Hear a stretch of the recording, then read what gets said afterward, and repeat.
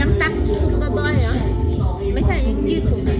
เราจะสุกดีเราจะอยากล้อเนี่ยแล้วสุกเลยสุกอ่านดีจะตัวสุกแล้วกันสุกไปแดงเลยนะหายใจปุ๊บออกก็เพลงอย่างเงี้ยที่รอเป็นฟังกันเมื่อท่านจะฟังก็ฟังเพลงเด็ดเลยฟังแล้วเพียงเพลงเงี้ยแบบเนี้ยนั่งกระท่อมไม่กินมาเปิดสนิมเลยมาเปิดเพลงตื้น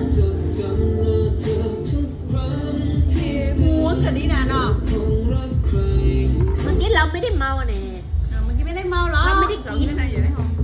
เป็นเนี้ยน่ะต้องเห็นไหมต้องไปว่ะไปซื้อมุ้นว่ะ